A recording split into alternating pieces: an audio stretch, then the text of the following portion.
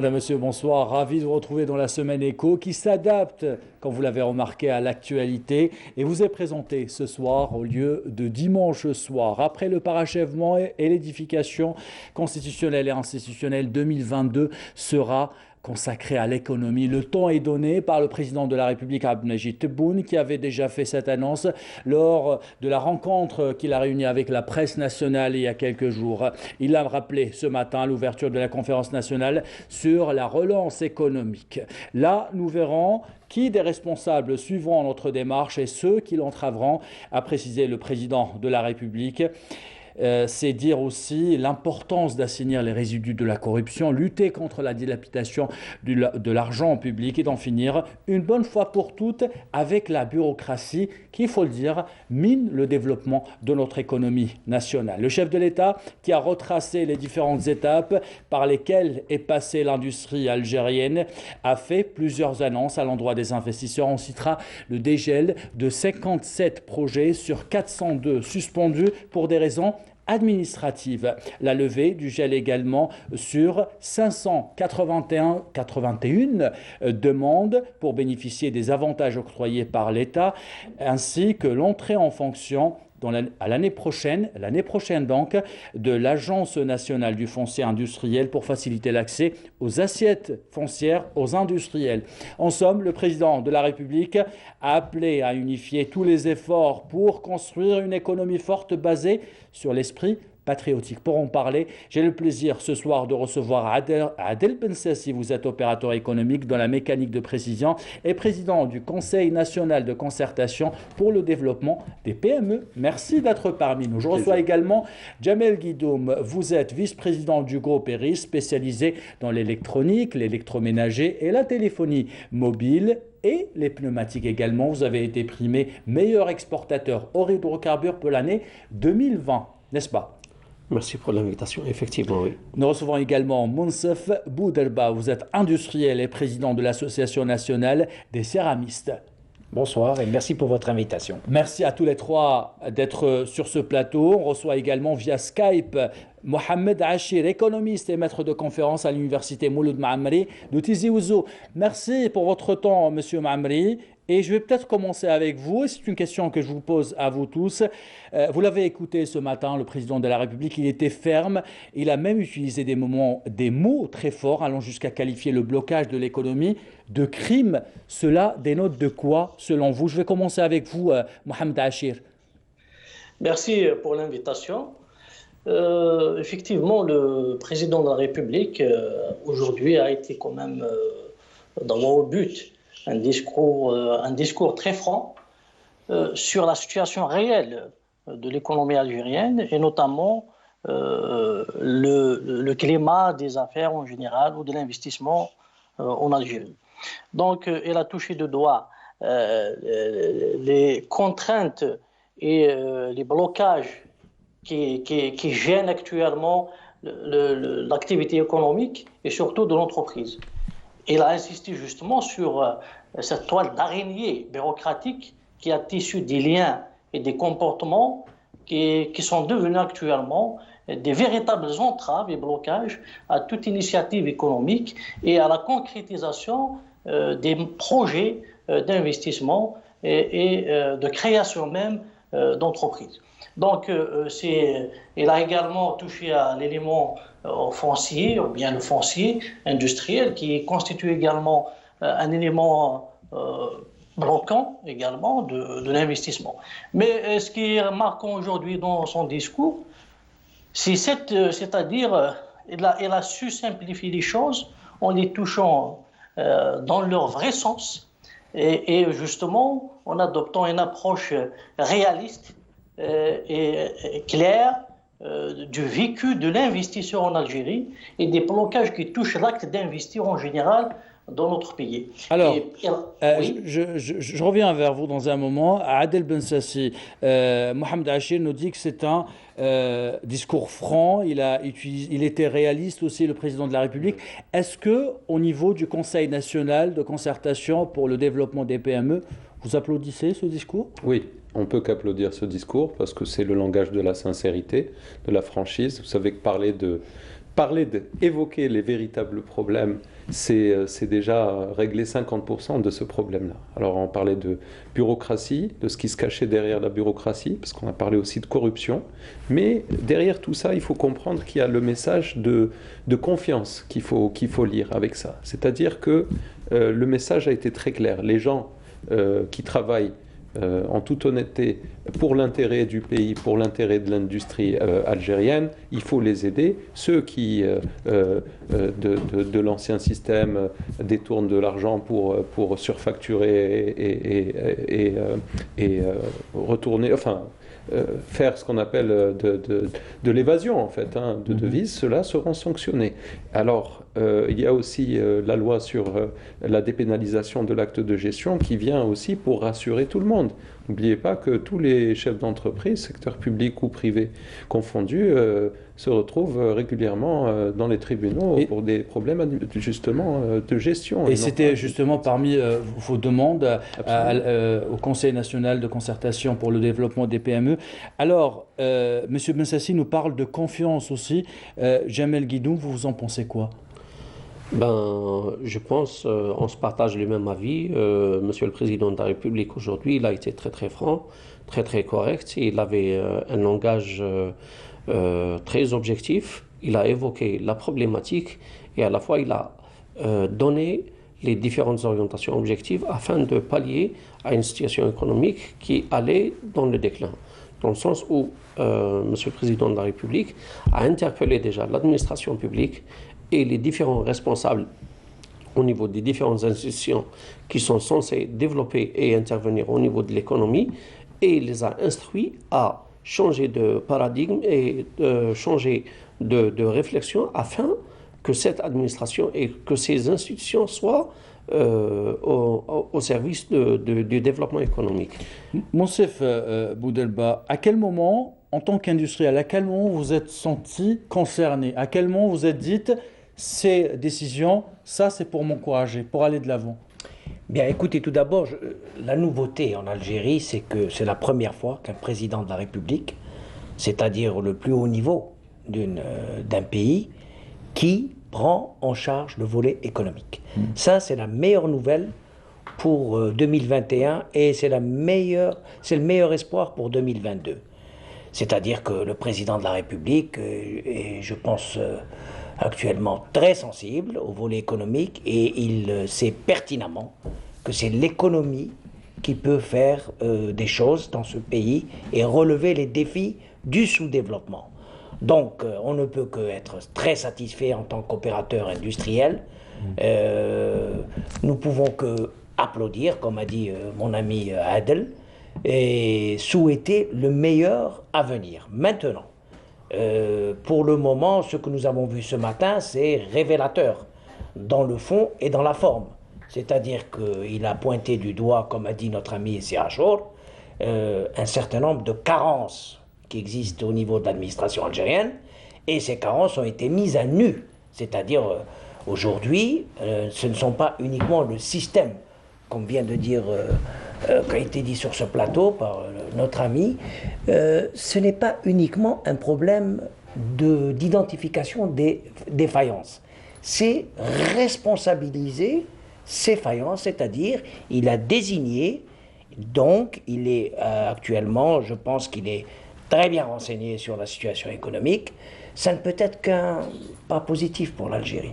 Donc nous, on est très attentifs maintenant pour le passage, n'est-ce pas, du discours à l'application des solutions. Et nous attendons que des bonnes nouvelles. Et nous allons en parler bien sûr de l'application et des solutions sur le terrain. Vous êtes tous les trois sur le terrain et nous avons le plaisir d'avoir avec nous un homme qui va peut-être nous éclairer davantage avec un esprit d'analyse. Alors, Monsieur Mohamed Achir, après l'édification institutionnelle, après les dernières législatives, après le vote sur la Constitution, est-ce que c'est le moment aussi maintenant de passer vers l'édification de l'économie, une économie forte, basée sur une industrie forte, qui est capable d'exporter, qui est capable aussi de nous faire sortir de cette dépendance des hydrocarbures? Tout à fait. Maintenant, avec le parachèvement de l'encadrement institutionnel des assemblées élues notamment. Et donc il faudrait passer justement à l'économique. C'est vrai qu'on ne peut pas séparer le politique de l'économique. Donc la relation est circulaire entre les deux champs. Mais maintenant, effectivement, 2022 devrait, les efforts vont se concentrer davantage sur les aspects économiques. Il y a nécessité d'un encadrement institutionnel, surtout pour la spécificité de l'économie algérienne. C'est une économie qui est faiblement encadrée sur le plan institutionnel. D'ailleurs, la question bureaucratique révèle un peu cette faiblesse de l'encadrement institutionnel. Maintenant, le processus d'encadrement institutionnel est en marche sur le plan politique et sur le plan juridique également. Nous avons remarqué quand même la promulgation de plusieurs lois économiques. Et maintenant, le cap, c'est comment internaliser les ressources financières, notamment qui nous proviennent de la rente pétrolière, et créer une dynamique économique pérenne, une dynamique de croissance, et passer d'une croissance extensive, qui à un certain moment est une économie rentière, arrosée par l'exportation des hydrocarbures, vers une économie intensive. Et l'économie intensive, c'est une économie qui est capable d'internaliser rapidement l'épargne et de produire des effets d'entraînement et de croissance qui vont durer, et par la suite, ils vont créer leur propre épargne, leur propre également, leur propre capital technique et encadrement humain. Mohamed Haché, je reviens vers vous à intervalles réguliers, je reviens au plateau maintenant, parce que vous avez parlé d'un point très important, l'application de toutes ces décisions, messieurs. Il y a un certain nombre de décisions qui ont été votées parfois, qui ne sont pas appliquées sur le terrain. Est-ce que c'est quelque chose que vous partagez? Est-ce que vous attendez avec impatience aujourd'hui l'application de toutes ces décisions qui sont importantes, vous venez de le dire? D'abord, il faut prendre ses responsabilités. Le fait d'organiser 3 jours pour la relance industrielle, la relance, oui, on va dire économique, mais industrielle surtout, c'est un message qui est fort. Donc, c'est aussi aux espaces de concertation, aux associations professionnelles et patronales, à toutes les parties prenantes de la chaîne de valeur économique de participer à cette relance. Comment? Il y a 4 ateliers qui vont se tenir demain. De ces ateliers vont ressortir des recommandations avec un plan d'action. Qui dit plan d'action dit des dates et des objectifs pour mettre en place justement ces recommandations qui seront consolidées. Par contre, on a remarqué effectivement qu'il y avait une résistance au changement. C'est tout à fait normal. Changement de règne, l'édification de tout l'État, c'est-à-dire côté politique, comme parlait M. Yachir. Maintenant, il y a le volet économique. Il faut qu'on puisse faire émerger cette industrie par le haut du panier, parce qu'on a tous les éléments. Je vous donne 2 chiffres. 10 à 15 milliards de dollars d'importation de biens et services par an. Est-ce que c'est quand même un marché qui est extraordinaire. L'avantage d'avoir véritablement de la ressource. Par contre, on ne parle plus de rente pétrolière. Moi, je préfère parler de revenus issus du pétrole et qui pourront être mieux utilisés et à bon escient pour le développement de l'industrie. Jamel Guidoum, des efforts qui sont consentis pour améliorer le climat des affaires. Sur le terrain, butent sur des entraves institutionnelles qui obéissent à des calculs politiciens. Là encore, c'est le chef de l'État qui l'a laissé entendre. Oui, absolument. Et honnêtement, c'était très courageux du fait que le premier homme de l'État déclare des faits réels. Donc, moi, je peux vous dire, vu notre expérience sur le terrain, il y a une résistance horrible par rapport aux décisions. On peut relier ça surtout à ce qui s'est passé en 2019, après le Hirak, après l'incarcération de plusieurs patrons et plusieurs responsables dans l'administration publique. Donc, du coup, n'importe quelle demande, n'importe quelle autorisation, le plus souvent, on reçoit le refus par défaut. Et l'acceptation est devenue une devise assez rare. Donc, du coup, il y a une résistance à tous les niveaux. Moi, je pourrais dire, au niveau de l'administration publique, au niveau des banques, au niveau de ceux qui sont censés être au premier rang du développement, de l'investissement au premier rang du développement, de l'économie, malheureusement, eux-mêmes sont en train de freiner, et ils freinent et résistent par frustration et non pas par objection. Monsieur Boudelba, en tant que président de l'Association nationale des céramistes, vous faites face au même type d'entrave? Absolument. Vous savez, l'économie, la bataille du sous-développement, c'est une guerre. C'est une guerre d'abord qui existe dans son propre pays pour ensuite l'externaliser sur plusieurs fronts à l'extérieur et transporter cette richesse algérienne et la mettre à la disposition du monde. Donc, effectivement, ce que vient de dire M. Guidoum, c'est tout à fait vrai. Et il faut un courage politique pour installer le retour de la confiance économique et la stabilité politique. Attention, il faut qu'on soit d'accord. Parce qu'en économie, il y a les deux pieds, c'est le pied droit et le pied gauche.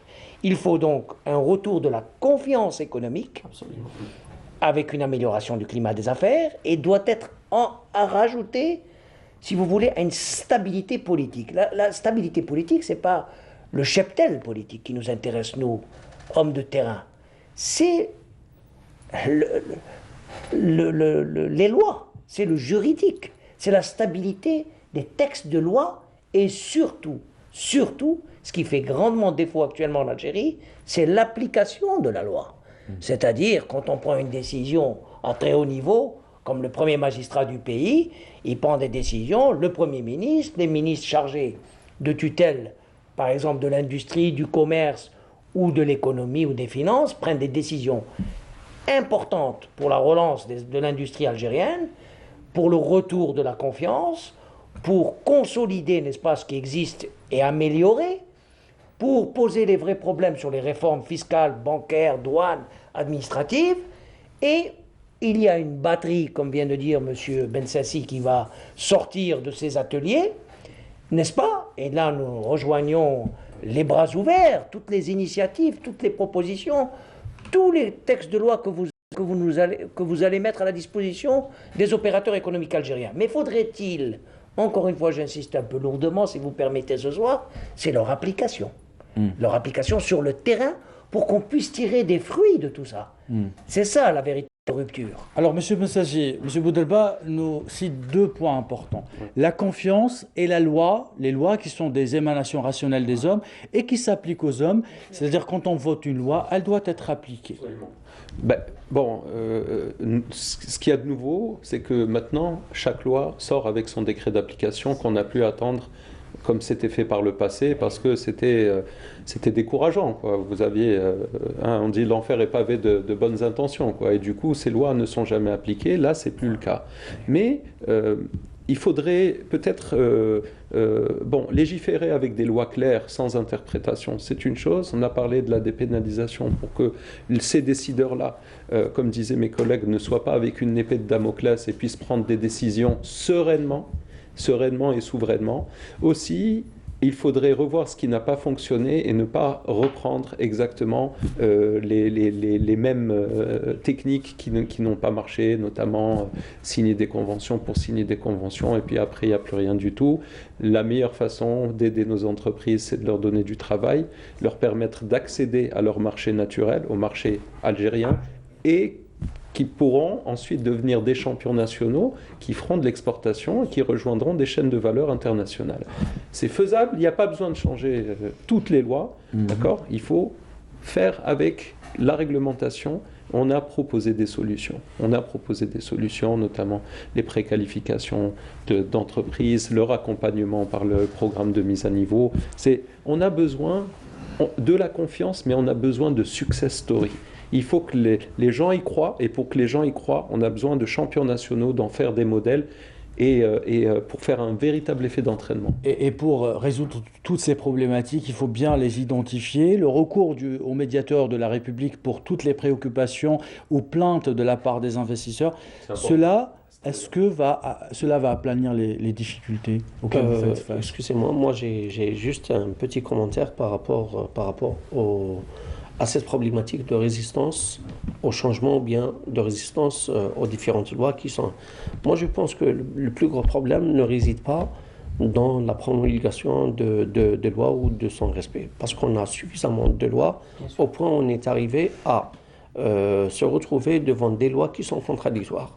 Et à un moment donné, on se pose la question, celui qui est en train de rédiger ces lois, est-ce qu'il est conscient de ce qu'il est en train de rédiger? Le plus grand problème de l'administration algérienne, c'est surtout il y a deux notions qui sont absentes chez nos responsables, et lorsqu'on parle de responsables, moi je dirais responsables d'institutions qui sont censées développer notre économie.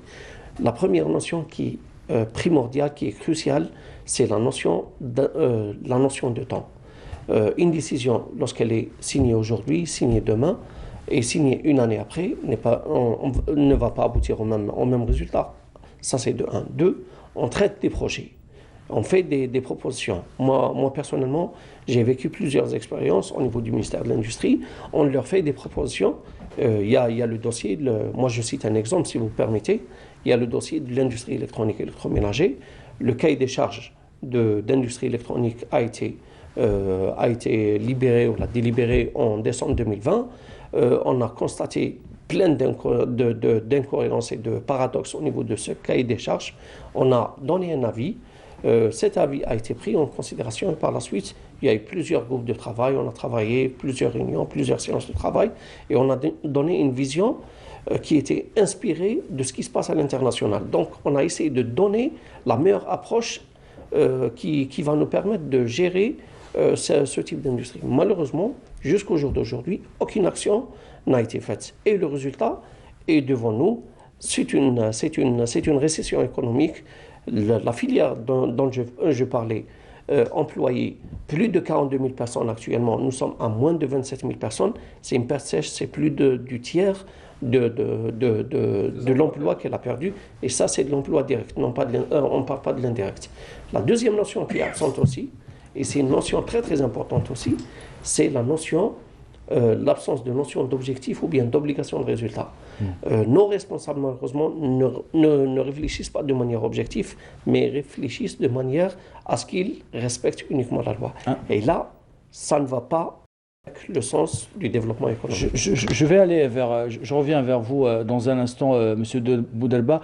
Je vais vers Mohamed Achir. Alors, ça parle beaucoup de lois, d'application de lois et parfois de ces lois contradictoires. Mais j'ai posé une question à Monsieur Guidoum, à laquelle il n'a pas répondu. Le recours au médiateur de la République pour toutes les préoccupations ou plaintes de la part des investisseurs. Est-ce que vous pensez que c'est une solution qui va permettre à notre pays de bien identifier ces problématiques et d'apporter les réponses adéquates? Oui, en fait, ça va apporter quand même un plus par rapport à l'identification des blocages et des problèmes, parce que la médiation est très importante à tous les niveaux, au niveau local, au niveau régional et au niveau national. La médiation aussi permet quand même d'identifier d'une manière, c'est-à-dire pertinente, les véritables blocages et problèmes et contraintes de chaque wilaya, parce que chaque territoire a ses spécificités, a ses contraintes, a ses problèmes également. Donc, il faut renforcer davantage. Et c'est pour cette raison que votre question de départ était très intéressante. Il y a cette connexion entre un processus politique de réforme, de mise en place d'institutions et de structures capables d'encadrer justement l'économie. Parce qu'après tout, l'État, il interviendra en sa qualité d'acteur régulateur de l'économie.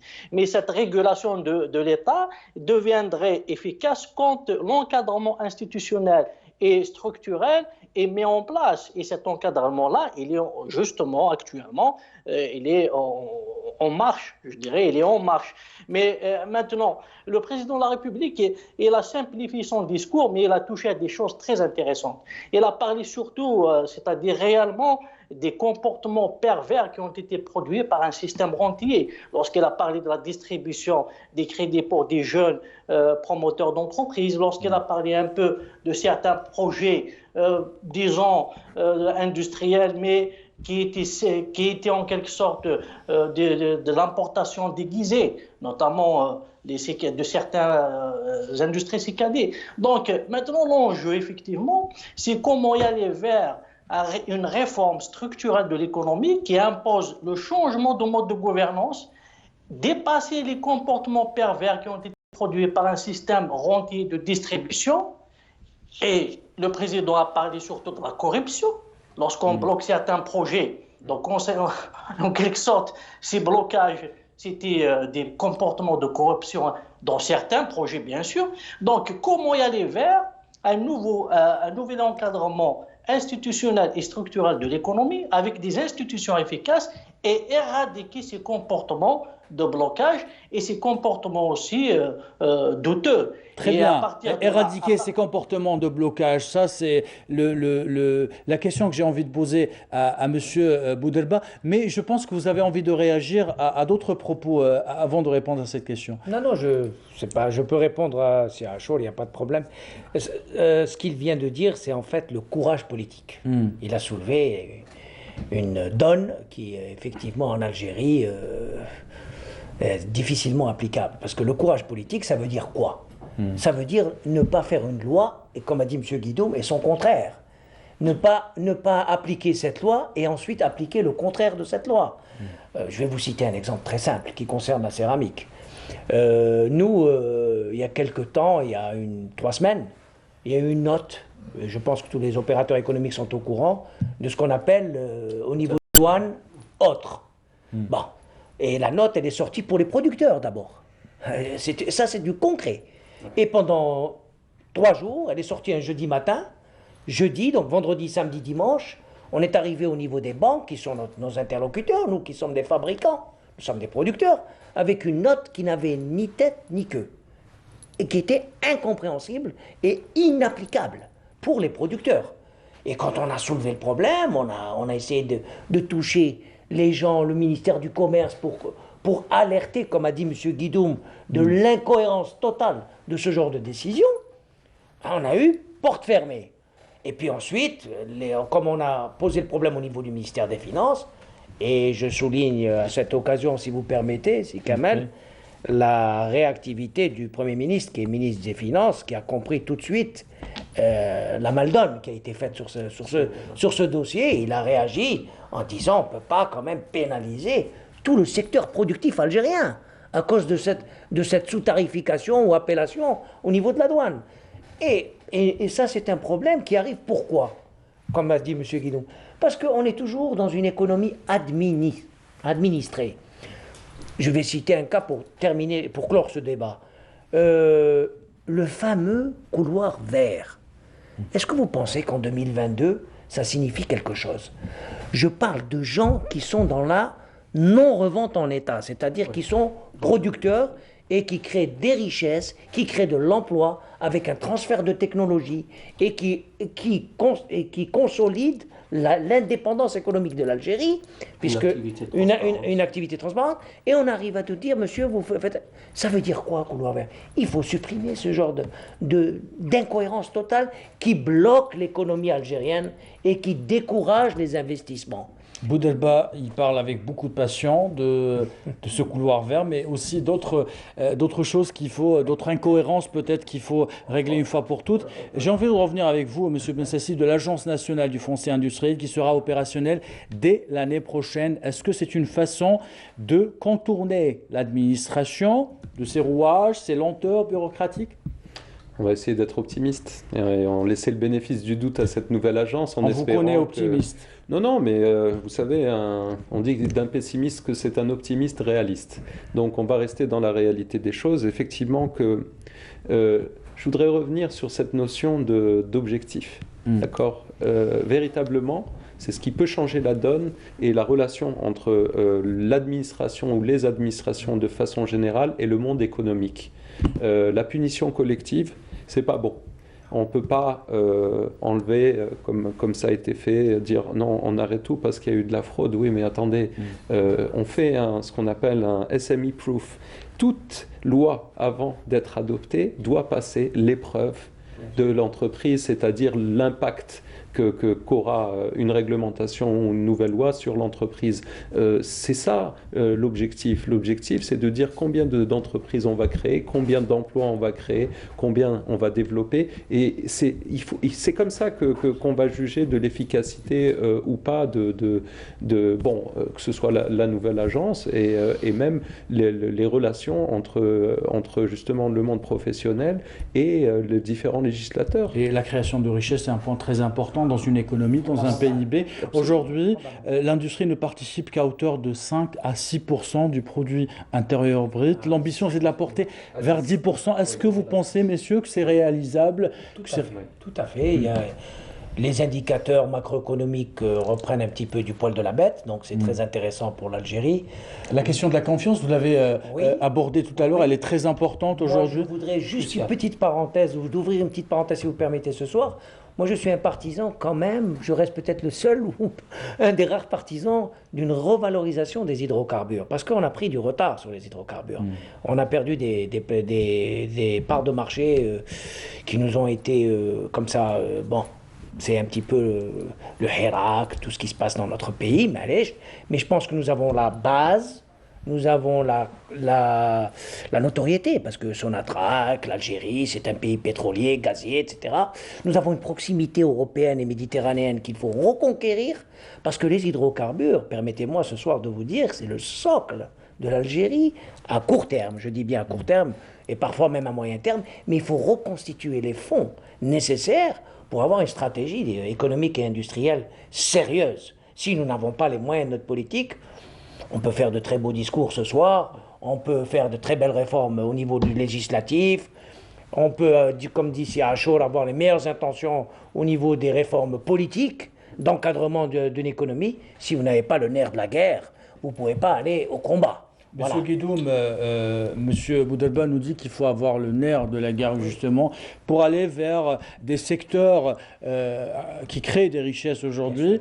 Je l'ai rappelé, vous êtes président du groupe ERIS spécialisé dans l'électronique, électroménager, téléphonie mobile, etc. Et vous avez été primé exportateur hydrocarbures pour l'année 2020.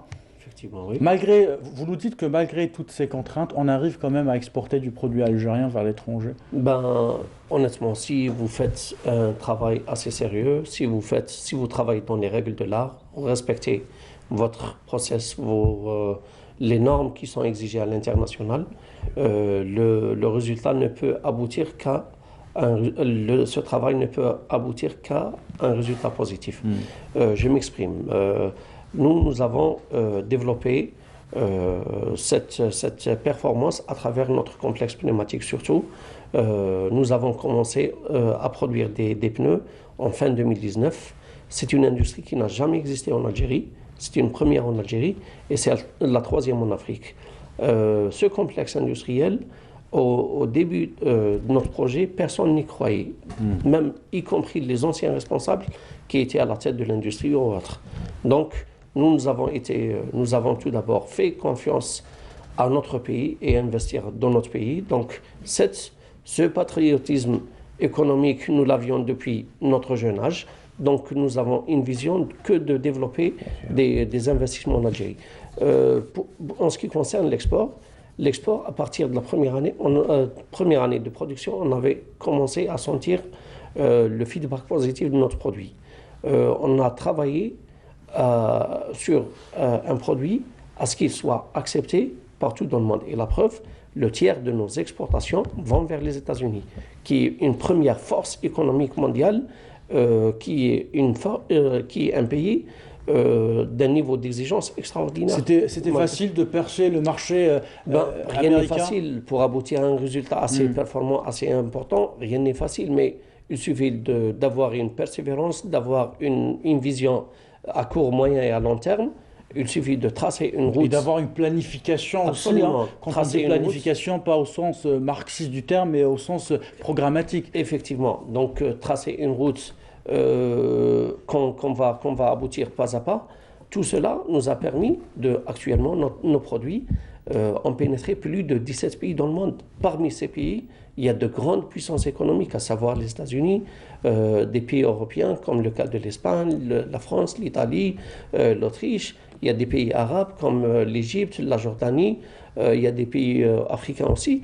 Tout cela, c'est le résultat du sérieux et de la persévérance. Par contre, moi j'ai une réflexion en matière d'export, c'est que nous avons constaté, pas uniquement chez Eris, mais 85% des exportations de l'Algérie hors hydrocarbures ont été réalisées par des investissements qui datent depuis moins de 10 ans. Ça veut dire que les anciens investissements étaient beaucoup plus au service de la production locale. Maintenant, on a besoin de nouveaux investissements et c'est ça, les investissements pour lesquels M. le Président de la République est en train d'essayer de développer. Ce type d'investissement va être productif et pour le marché local et pour le marché pour l'exportation. Et on ne peut pas, messieurs, parler d'exportation. J'ai un dernier point. Allez-y, je vous en prie. Nous avons besoin de développer, parce qu'à un moment donné, on parle d'investissement, on parle de développement d'industrie, de nouvelles filières, etc. Il y a certaines filières qu'il faut avoir le courage de les développer, de manière stratégique. Ces filières, c'est des filières qui n'ont jamais existé en Algérie. On parle d'industrie naissante, ou d'industries qui n'ont pas existé en Algérie. Ces filières doivent être prioritaires en Algérie. Ceci va permettre à l'Algérie non seulement de produire localement. Mais d'exporter aussi. Dans un moment, on va parler de la mère des réformes, la réforme réforme financière et bancaire, bien sûr. Mais avant cela, vous venez de parler de ces exportations. Quelle industrie cibler en priorité selon vous? Quelle industrie, dans quel domaine où nous pourrons être des champions? On a parlé de pneumatiques, on a parlé d'électroménager. Je me permets de vous annoncer ce soir, en toute fierté, nous avons commencé à investir dans ce créneau en 1990. Nous avons aujourd'hui 53 unités installées, une capacité de produire 700 millions de mètres carrés par an. Sur les 700 millions de mètres carrés, nous pouvons exporter 40 à 50% de cette production dans les normes internationales. Vers quel pays? Tous les pays du monde. On peut se permettre. Aujourd'hui, la céramique algérienne, elle a atteint un niveau de qualité. Au niveau de la certification, nous avons toutes les certifications nécessaires pour aller dans n'importe quel marché. Et bien sûr, bien entendu, notre premier objectif, c'est le marché africain et moyen-oriental, parce que c'est la proximité géographique. Mais on peut aller, comme nos amis d'Iris, vers les États-Unis, l'Amérique latine, qui sont aussi de gros producteurs. Mais je vous annonce que l'Algérie était un net importateur de céramique en 1999 et aujourd'hui nous sommes un net exportateur. Alors, donc nous avons fait du bon travail. Avant de revenir vers Mohamed Achir, les domaines, M. Bensassi, dans lesquels on peut exceller aujourd'hui? Alors on a céramique déjà, on a l'électroménager, l'électronique et bien sûr la téléphonie mobile. Attendez, vous me tendez la perche, la mécanique bien sûr. La mécanique. On a été exportateur pour le secteur de l'aéronautique, c'est quand même pas rien. On a réussi à réaliser des éléments de train d'atterrissage avec un partenaire. Malheureusement, ce partenaire est parti s'installer en Tunisie parce que les Tunisiens, quand ils ont acheté 17 appareils chez Airbus, ont négocié ce qu'on appelle le contenu local. C'est-à-dire gagnant-gagnant. J'achète, mais vous mettez un pôle aéro à Tunis. C'est ce qui s'est passé. C'est à mon sens ce qui doit être fait automatiquement actuellement. Parce qu'on a parlé des industries, comme l'automobile, vous allez négocier pour l'implantation, faire de l'intégration, etc. Voilà. Alors que quand on achète des turbines, des raffineries, des gros investissements, pareil, il faut négocier le contenu local. Après, n'oublions pas que l'agriculture a joué un énorme rôle, notamment pendant cette période Covid, mais les filières ne sont pas assez structurées. C'est pas assez intégré pour créer véritablement une agro-industrie intégrée, parce que là, on parle de sécurité alimentaire, hein. Là, c'est stratégique. L'industrie pharmaceutique n'est pas en reste, puisque on est passé d'importateurs nets à actuellement des entreprises qui sont en train de s'exporter un peu partout dans le monde. Le président a parlé du secteur de la pétrochimie et les gros investissements lourds qui sont faits, que ce soit la pétrochimie ou la sidérurgie. L'État doit jouer son rôle justement et de prendre en charge, parce que ce sont des investissements à long terme et très lourds, mais très structurants. Si vous n'avez pas une économie, enfin une industrie intégrée localement, ça ne marchera pas, quel que soit le domaine. Donc mécanique, sidérurgie, électronique, services, ingénierie, tout ça, il faut le développer. Il faut le développer. Le domaine de l'innovation également, qui est très important. Les entreprises algériennes, beaucoup d'entreprises algériennes arrivent à vendre des services à beaucoup de pays à l'étranger, notamment en Europe du Nord et en Europe de l'Est. Mohamed Achir, alors M. Bensassi nous parle de l'importance justement que l'État assume un certain nombre d'investissements. Le nouveau code d'investissement est attendu dans les prochains jours. Est-ce que vous pensez que des verrous vont sauter quand il sera voté? Oui, espérons que les verrous vont sauter, mais aussi ce code donnera quand même des orientations claires et stratégiques pour l'investissement en Algérie, de façon justement à privilégier d'abord certaines filières, pourquoi pas, qu'on juge stratégiques, mais aussi qui pourraient constituer un levier de croissance, de création d'emplois, de richesse et d'exportation. Et certainement aussi, il faut moduler les avantages selon le rééquilibrage de développement régional, c'est-à-dire rattraper un peu le développement et la croissance dans certaines régions du pays pour encourager surtout davantage la croissance à y aller vers l'investissement vers certaines régions du pays qui connaissent un très fort taux de chômage et de pauvreté. Donc, on n'a pas encore vu le code des investissements, mais c'est toujours été le plus important, ça serait dans l'efficacité institutionnelle, parce que lorsqu'on parle de toute cette batterie bureaucratique, de comportement, de blocage, etc., tout ça, il vient de l'inefficacité des institutions d'encadrement de l'État. Donc, le changement structurel et institutionnel, parce qu'il faudrait quand même des séquences ordonnées de changement structurel dans lequel l'État jouera un rôle de régulateur, mais aussi un levier d'orientation de développement et de croissance. Maintenant, vous parlez de filières stratégiques. Maintenant, il faut que l'économie algérienne aussi s'oriente vers la nouvelle économie. Et même ces institutions, nous devons créer des institutions pour une économie nouvelle aussi, parce que l'économie de demain, c'est une économie du numérique, c'est une économie des laboratoires pharmaceutiques, des produits pharmaceutiques, ça sera une économie des énergies renouvelables, ou bien la croissance verte. Donc c'est un gisement très important dans lequel nous avons quand même de la compétence, nous avons même les startups devraient être orientées aussi dans ce sens de la nouvelle économie, et notre diaspora à l'étranger, comme Habba qui a été décoré aujourd'hui de la médaille de mérite national, il a 1500 inventions dans le domaine de l'électronique et numérique, la nouvelle économie en fait.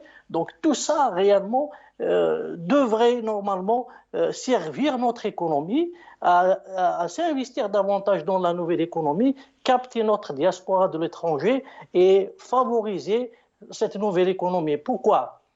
Parce que l'industrie automobile, on ne peut pas réellement rattraper le niveau de développement de certains pays, de certaines marques ou bien d'industries. Mais dans les économies numériques, ça ne nécessite pas une forte capitalisation, l'intensité du capital, ça nécessite de l'innovation, des idées, donc de l'université, de la recherche, et notre diaspora, même les universités algériennes, doivent être justement orientées, capitalisées dans ce sens de la nouvelle économie. Mohamed Achir, vous avez parlé de l'apport de la communauté algérienne établie à l'étranger, notre diaspora, nos entreprises aussi qui sont de l'autre côté de la Méditerranée, mais pas que, à travers les quatre coins du monde. Vous avez parlé des énergies ou de l'investissement dans tout ce qui est énergie du futur, tout ce qui est industrie du futur également. Il n'y a pas que les énergies vertes, mais il y a aussi d'autres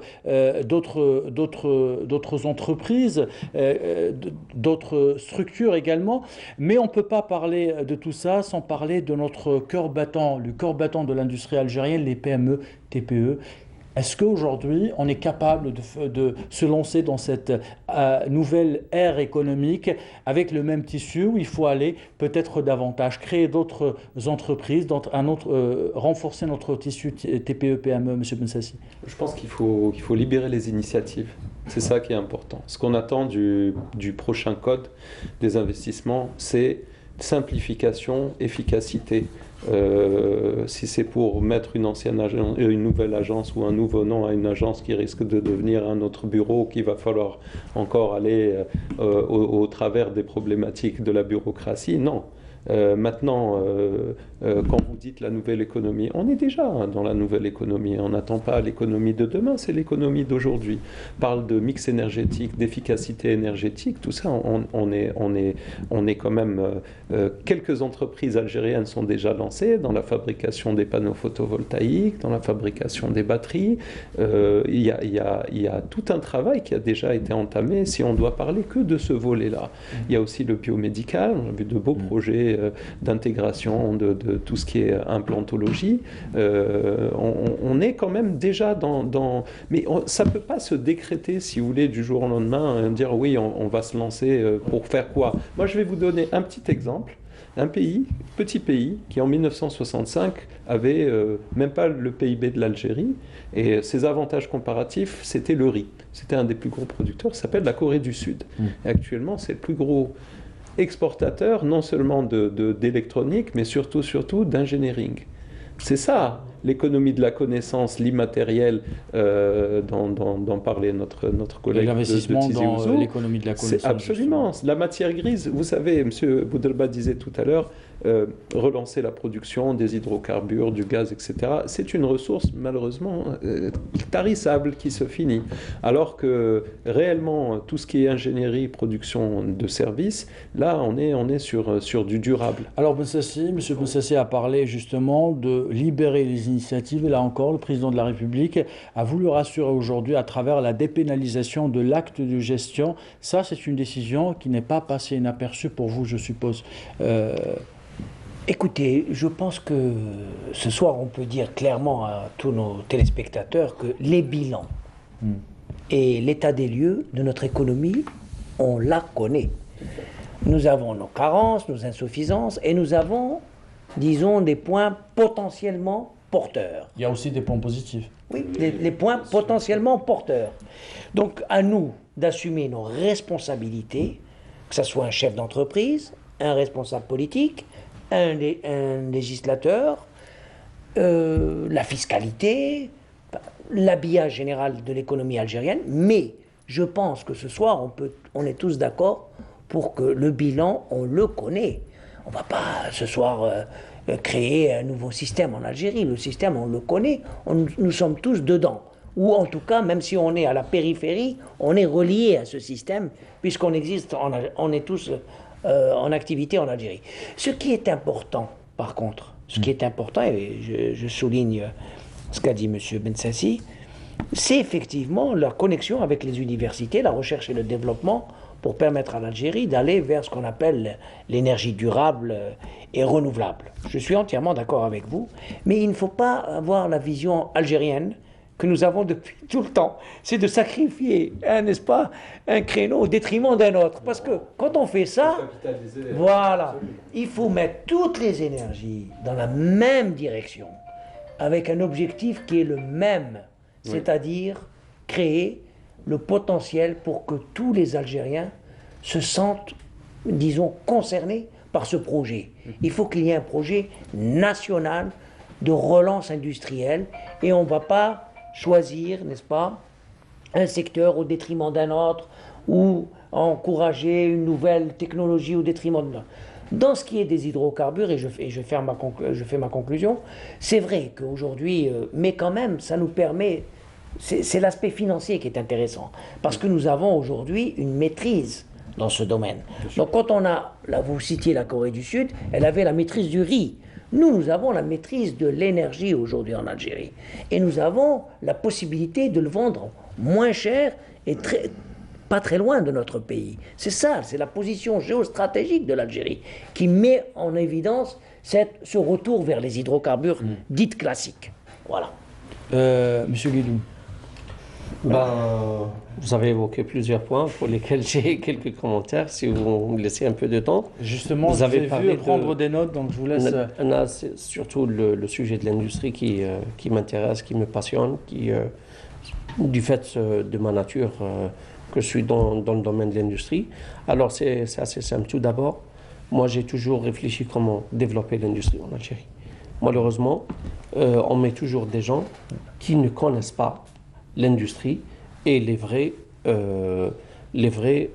éléments qui doivent favoriser l'industrie en Algérie, on les met à la tête de ce type d'institution. Moi, je pense, tout d'abord, si on parle d'industrie prioritaire, et vous avez évoqué cette question, la priorisation de certaines industries doit se faire à travers principalement deux critères. Premier critère, quels sont nos éléments ou bien quels sont nos arguments en matière de développement industriel. Le monsieur a cité l'exemple que nous sommes un pays pétrolier et un pays gazier. Un pays pétrolier doit systématiquement développer toute une armada d'industries autour de la pétrochimie. Et idem par rapport au gaz. Malheureusement, au jour d'aujourd'hui, l'Algérie importe des montants colossaux en matière de dérivés de gaz. Si je parle de dérivés de gaz, le plastique, c'est un dérivé gazier. Le plastique, avec la simplicité industrielle qui le concerne, malheureusement, l'Algérie importe des sommes colossales en matière de plastique. Alors, l'hydrogène, absolument. Produits à oui, développer. Absolument. Si on prend l'exemple de l'Arabie Saoudite, l'Arabie Saoudite a une entreprise qui s'appelle Sabic. Sabic, actuellement, elle fait un chiffre d'affaires qui tourne autour de 20 milliards de dollars. Elle exporte au monde entier. Elle était au même niveau que l'Algérie aux années 80. Ils étaient au même niveau que l'Algérie aux années 80. Actuellement, ils ont développé cette filière de plastique, de transformation de gaz, et actuellement, ils sont en train d'exporter. Si on parle de plastique, c'est le PP, c'est l'ABS, c'est le HIP, c'est le PS Shock, etc. Tous les dérivés de plastique et tous les types de plastique qui sont en train d'exporter partout dans le monde. Et nous sommes l'Algérie. Et toutes les technologies aussi qu'on peut en tirer, toutes les entreprises qu'on peut créer, de recyclage de ces dérivés. Et ce n'est pas sorcier, c'est une industrie assez simple. Il suffit juste de mettre le paquet et décider de... Ça, c'est un point. Donc, ça, c'est un argument en faveur d'une industrie qui doit naître rapidement en Algérie et qui doit être une industrie stratégique. Un deuxième point. Le deuxième critère, c'est quels sont les filières ou bien les éléments, ou bien plutôt les produits qui coûtent cher pour la facture d'importation en Algérie. Parmi ces produits, il y a ce qu'on appelle la poudre de lait. Alors, un pays comme l'Algérie, qui détient une surface extraordinaire, on parle d'une superficie d'un continent, d'une taille d'un continent, là on peut faire l'élevage de millions de vaches, et à la fois on se retrouve en train d'importer minimum une facture qui évolue, ou là, qui varie de 700 millions de dollars à 2,3 milliards de dollars. C'est excessif, c'est énorme. Alors que cette industrie... Alors qu'on peut le faire en Algérie. On peut le faire en Algérie rapidement. Vous avez évoqué le point du code d'investissement.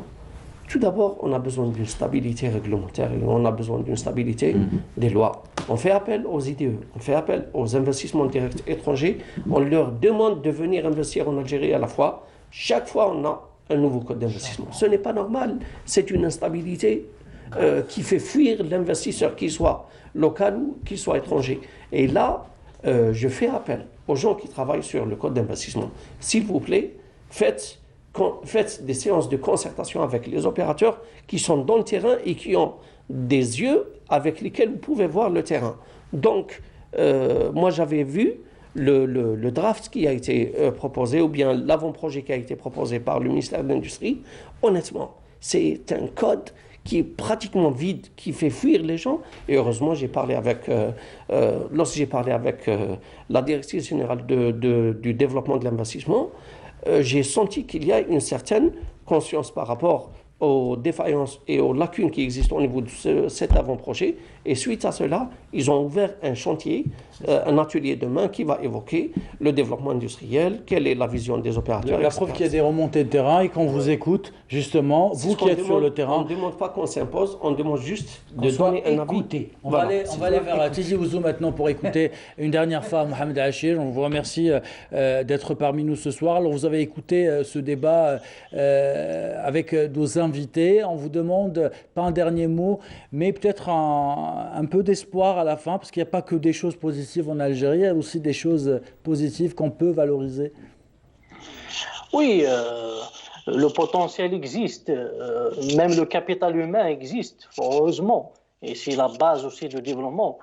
Mais il faut rappeler une chose, que le processus de développement et d'industrialisation du pays, si on se réfère à la Corée du Sud par exemple, puisqu'elle a été évoquée par mes amis sur le plateau, donc ça a été commencé avec un changement structurel et institutionnel, avec la formation du capital humain, avec la mise en place des institutions efficaces, avec la mise en place d'un système d'éducation, un système de santé performant, et puis des institutions de la nouvelle économie qui a internalisé progressivement l'exportation, les substitutions aux importations, la production nationale. Donc c'est un processus qui est basé essentiellement sur la bonne gouvernance. Donc voilà, donc aujourd'hui nous ne devons pas négliger le processus de réforme institutionnelle et politique et justement le préparer pour mieux encadrer l'économique de demain et sortir l'Algérie de cette dépendance vis-à-vis des hydrocarbures. Parce qu'il s'agit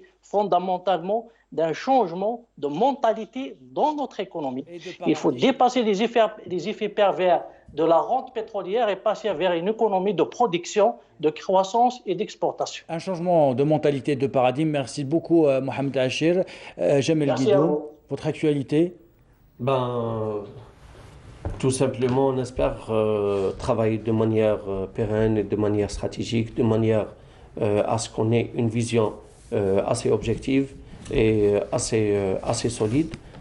J'espère bien que l'administration soit au service de l'économie dans le sens propre du terme, tout simplement parce que on va pas dire c'est notre dernière chance, mais on arrive quand même à consommer pratiquement toutes les chances.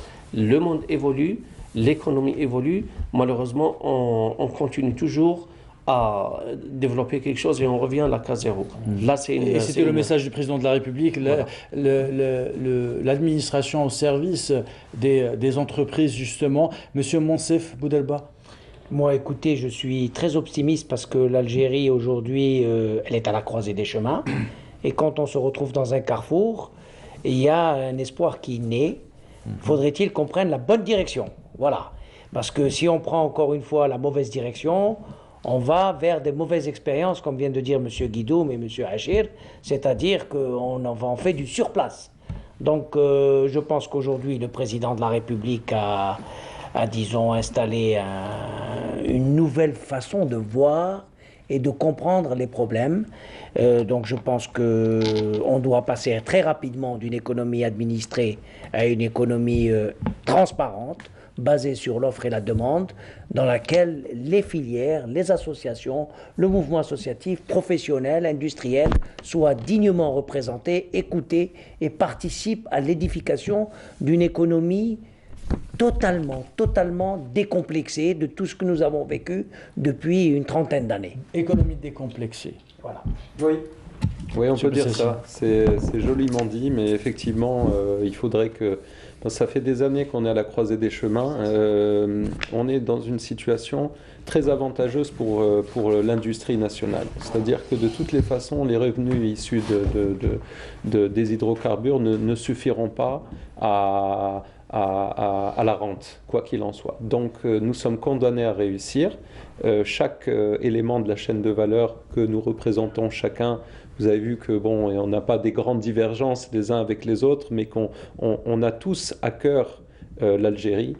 On a tous à cœur que ça marche cette fois-ci. En tout cas, on se bat pour ça. Merci pour cette note positive et on arrive à la fin de cette émission. Et vous l'avez compris, c'est à coup de beaucoup d'efforts et avec beaucoup de contributions que tous les Algériens et toutes les Algériennes, avec un esprit de patriotisme économique, que l'Algérie arrivera à relancer son industrie de manière globale, son économie, car on a les potentialités. Vous le savez, on vient de le démontrer. Vous êtes l'exemple, messieurs. Merci d'avoir répondu à notre invitation. Merci à vous. Adel Bensassi, je rappelle que vous êtes opérateur économique dans la mécanique de précision et président du Conseil national de concertation et pour le développement des PME. Voilà. Jamel Guidoum, vous êtes vice-président du groupe ERI spécialisé dans l'électronique, l'électroménager et la téléphonie mobile. Industrie pneumatique aussi. Et industrie pneumatique. Merci de me l'avoir rappelé. Monsef Boudelba, vous êtes industriel et président de l'Association nationale des céramistes. Et on a eu le grand plaisir d'avoir en direct avec nous via Skype, à partir de Tizi Ouzou, Mohamed Achir, économiste et maître de conférence à l'université Mouloud Maamri de Tizi Ouzou. Merci à vous de nous avoir suivis. Belle soirée.